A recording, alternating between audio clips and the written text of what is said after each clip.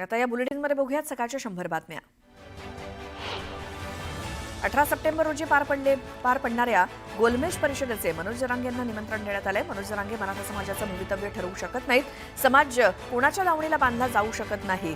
इतर संघटनेचे अध्यक्ष समन्वयकांप्रमाणे जरांगे पाटलांना बोलावलेलं आहे। जगन्नाथाचा रथ ओढण्यासाठी बोलावले, जगन्नाथ होण्यासाठी नाही असं म्हणत मराठा मोर्चा समन्वयक संजय लाखे पाटील यांनी जरांगेंना बैठकीला उपस्थित राहण्याचं आवाहन केलंय। राज्याचे जलसंपदा मंत्री राधाकृष्ण विखे पाटील यांनी पुन्हा शरद पवारांवरती निशाणा साधला। ज्यांनी मराठा आरक्षणाला 50 वर्ष विरोध केला त्यांनी आम्हाला सल्ले देण्याऐवजी प्रायश्चित्त करावं असा टोला विखे पाटलांनी लगावला। मुंबईच्या प्रत्येक वॉर्डात अधिकृत कबूतरखाना सुरू करू, ज्यामुळे कुणालाही आक्षेप घेता येणार नाही असं वक्तव्य मंत्री मंगलप्रभात लोढांनी केलं। लोढांच्या या वक्तव्यानं मात्र वाद होण्याची शक्यता आहे। मावळमध्ये राष्ट्रवादीला भाजपनं जोरदार धक्का दिला। राष्ट्रवादीच्या प्रमुख पदाधिकाऱ्यांनी भाजपात पक्षप्रवेश केला। मुंबईत भाजप प्रदेश कार्यालयात प्रदेशाध्यक्ष रवींद्र चव्हाण यांच्या उपस्थितीत हा पक्षप्रवेश झाला। सोलापुरात ओबीसी नेत्यांचा एल्गार बघायला मिळाला। मराठा आरक्षणाबाबतचा GR फाडून सरकार विरोधात निषेध करण्यात आला। मोहोळ तालुक्यातील पाटकुल गावात ओबीसी नेते आक्रमक झाले। यावेळी लक्ष्मण हाके देखील उपस्थित होते।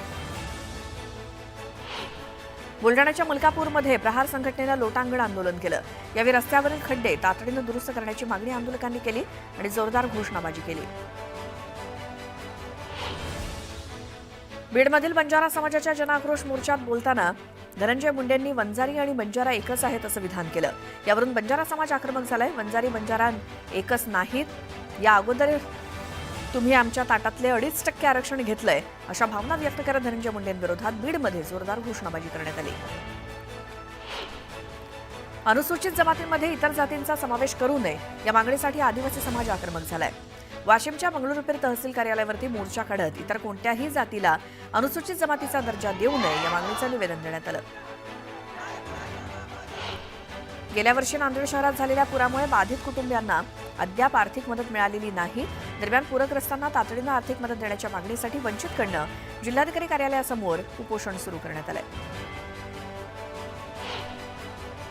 आदिवासी समाजाच्या विविध प्रलंबित मागण्यांसाठी शहापूर श्रमजीवी संघटनेनं 4 शासकीय कार्यालयांवरती धडक मोर्चा काढला। आदिवासी बांधवांना मूलभूत सुविधा मिळत नसल्यामुळे त्यांनी अधिकाऱ्यांना घेराव घातला।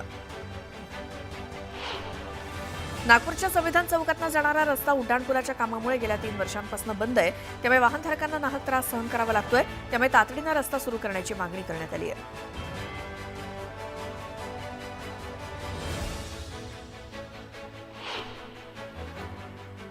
नेपाळमध्ये काय घडलं याच्या खोलात जात नाही। त्यातून देवाभाऊ शहाणपणाची भूमिका घेतील आणि शेतकरी प्रश्नावरती योग्य निर्णय घेतील असं सूचक विधान केलंय शरद पवार यांनी। नाशिकमध्ये काल शेतकऱ्यांच्या विविध प्रश्नांसंदर्भात शरद पवारांच्या राष्ट्रवादीकडनं जनआक्रोश मोर्चा काढण्यात आला होता। यावेळी खुद्द शरद पवार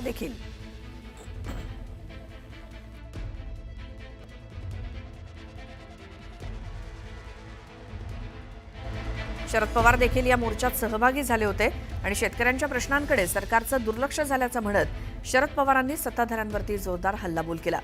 त्यासोबत शेतकऱ्यांच्या प्रश्नांसंदर्भात लवकरात लवकर निर्णय न झाल्यास आंदोलन अधिक तीव्र होईल असा देखील इशारा पवारांनी दिला।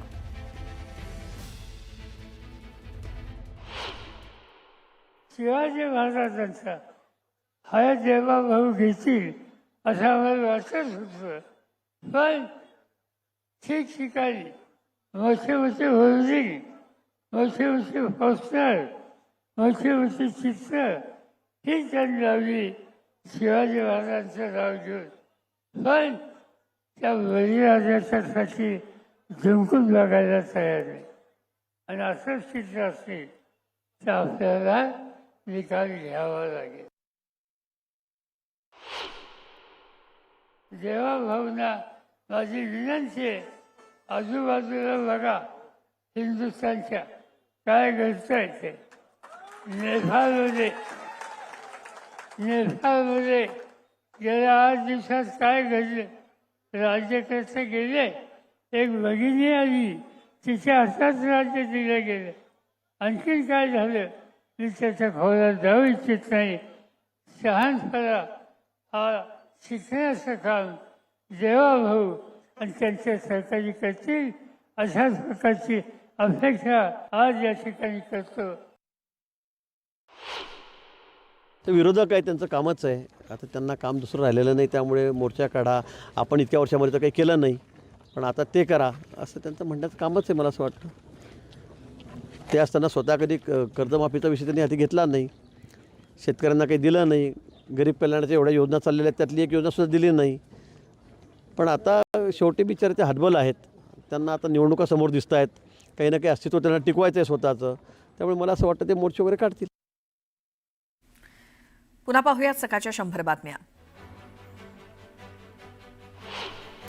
बीड जिल्ह्यात गेल्या 2 दिवसांपासून मुसळधार पाऊस कोसळतोय, त्यामुळे जिल्ह्यात पूरस्थिती निर्माण झाली आहे. सर्व शाळा महाविद्यालयांना सुट्टी जाहीर करण्यात आली. बीडचे जिल्हाधिकारी विवेक जॉन्सन यांनी सुट्टीबाबतचे आदेश जारी केले, तर हवामान विभागाकडून बीड जिल्ह्याला रेड अलर्ट जारी करण्यात आला आहे. बीड जिल्ह्यातील टाकळसिंग जवळच्या उंदीर गावातल्या नदीला पूर आलाय. दरम्यान पुराच्या पाण्यात अडकलेल्या 2 कुटुंबातील 8 जणांना सुखरूप बाहेर काढण्यात आलं.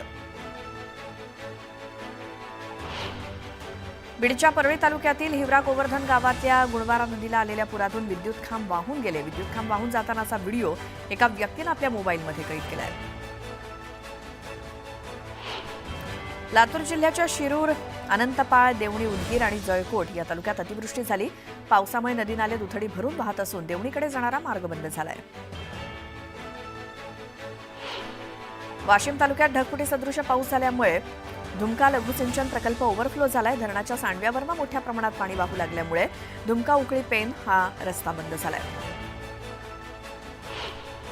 पुणे आणि सातारा जिल्ह्यात झालेल्या मुसळधार पावसामुळे उजनी धरणाच्या पाणी पातळीत वाढ झाली आहे. त्यामुळे उजनी धरणातनं 1 लाख क्युसेक तर वीर धरणातनं 17,000 क्युसेक पाण्याचा विसर्ग सुरू असल्यामुळे पंढरपूरवर पुराची टांगती तलवार निर्माण झाली आहे. पंढरपूरच्या करमाळा तालुक्यात ढगफुटी सदृश पाऊस झाला. पावसामुळे कोर्टी गावात पाणीच पाणी झालं. अनेक घरांमध्ये पाणी आणि दुकानांमध्ये पाणी शिरलंय. करमाळा ते कोर्टे रस्त्यावरील पूल पाण्याखाली गेल्यामुळे वाहतूक देखील बंद झाली आहे. छत्रपती संभाजीनगरच्या सोयगाव तालुक्यात ढगफुटी सदृश पाऊस झाला, त्यामुळे नदी नाल्यांना पूर आलाय. पुरात पाणी शेतात शिरल्यामुळे पिकांचं मोठं नुकसान झालंय. नाशिकच्या येवला शहर परिसरात पावसानं धुमाकूळ घातला. पावसामुळे सखल भागात पाणी साचलं, त्यामुळे अनेक दुकानं आणि घरांमध्ये पाणी शिरल्यामुळे साहित्याचं मोठं नुकसान झालंय. बुलढाणा जिल्ह्यात सिंदखेड राजा तालुक्यात ढगफुटी सदृश पाऊस झाला, त्यामुळे पिकांचं मोठं नुकसान झाल्यामुळे शेतकरी चिंतेत सापडलाय. उमरज देशमुख 2 गावांना जोडणारा रस्ता त्यामुळे पाण्याखाली गेलाय.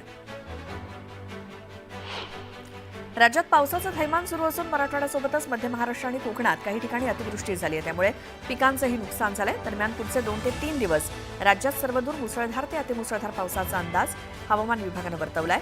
रविवारपासून कोसळणाऱ्या पावसामुळे 4 जणांचा बळी गेला असून मराठवाड्याला सर्वाधिक फटका बसलाय.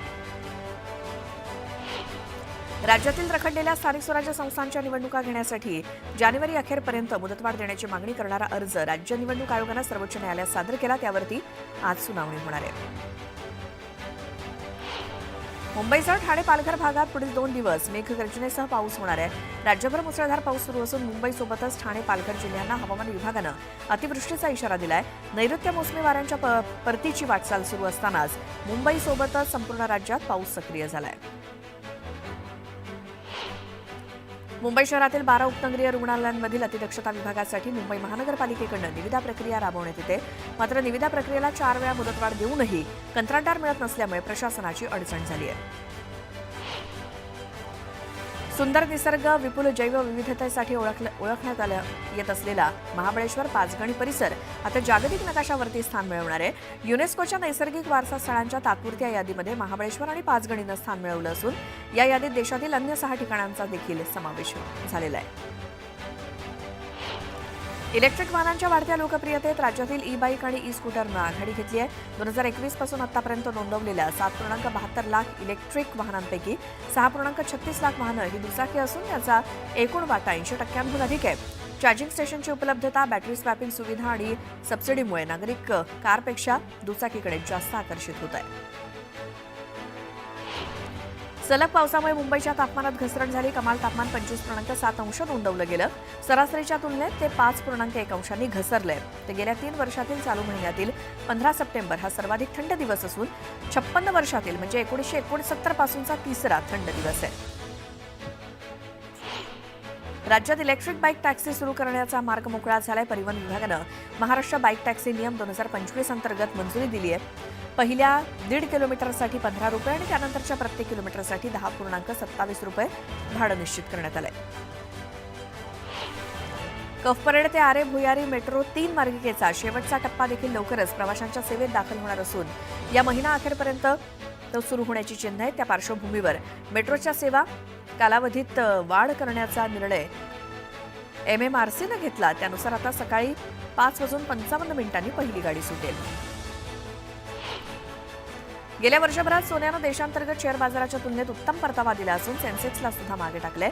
जागतिक केंद्रीय बँका आणि महागाईपासून बचाव शोधणारे गुंतवणूकदार यांनी केलेल्या जोरदार खरेदीमुळे मागील वर्षात सोन्यानं 50.1% परतावा दिलाय.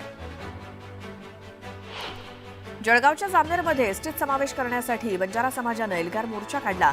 हैदराबाद गॅझेटनुसार अनुसूचित जमातीमध्ये बंजारा समाजाचा समावेश करावा अशी मागणी आंदोलकांनी केली. मुंबई पुणे एक्सप्रेसवे आज दुपारी 2 ते 3 या वेळेत बंद असणार आहे. पनवेलच्या कोन ब्रिजजवळ भाजन आजिवली वाहिनीचं देखभालीचं काम सुरू असल्यामुळे हा निर्णय घेतला गेलाय.